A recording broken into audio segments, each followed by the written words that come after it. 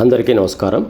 మౌని అమావాస్య సాధారణంగా సంవత్సరంలో 12 నెలలకు 12 అమావాస్యలు వస్తాయి. అలాగే పౌర్ణములు కూడా వస్తాయి.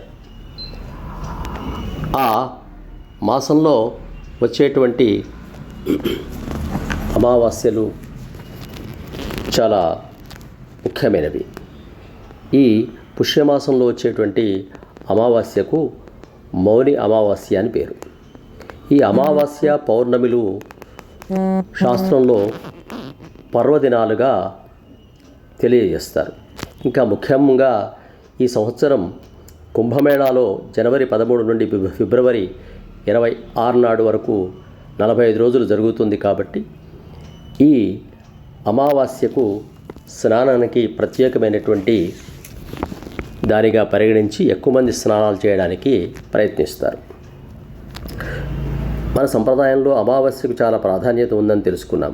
అమావాస్య రోజున విష్ణుమూర్తిని పూజించడం ఆనవాయితీగా వస్తుంది.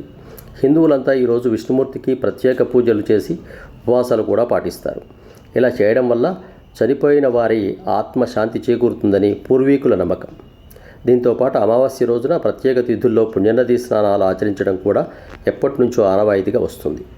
నదీ స్నానం ఆచరించిన తర్వాత సూర్యభగవానుడికి ప్రత్యేక పూజలు చేసి పూర్వీకుల ఆత్మశాంతి కోసం వారికి నైవేద్యాలు సమర్పిస్తారు. ఈ సంవత్సరం వచ్చినటువంటి ఈ జనవరి 29 నాడు వచ్చిన అమావాస్యను చాలా గొప్పదిగా భావిస్తూ ఉన్నారు. దీనికి జ్యోతిష్ శాస్త్రంలో ప్రత్యేక ప్రాముఖ్యత ఉంది. పుష్యమా అమావాస్య రోజున ఒక రాగి గిన్నెలో స్వచ్ఛమైన నీరు, ఎర్రచందనం, ఎర్రటి పువ్వులు వేసి దేవుడికి ఆ నీటిని సమర్పించాలి. పూర్వీకుల ఆత్మకు శాంతి కలగాలని ఉపవాసం ఉండి దాన ధర్మాలు చేయాలి. ఇలా చేస్తే పితృదోషాలు తొలగుతాయి, కోరిన కోరికలు నెరవేరుతాయి. తులసి చెట్టుకు పూజ చేసి తులసి మొక్క చుట్టూ ప్రదక్షిణ చేయాలి.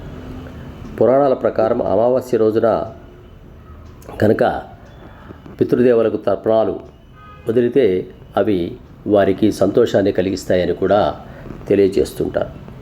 ఈ అమావాస్యను లఘు పితృపక్షంగా కూడా పరిగణిస్తారు. ఈరోజు స్నానం చేయడం, పెద్దలకు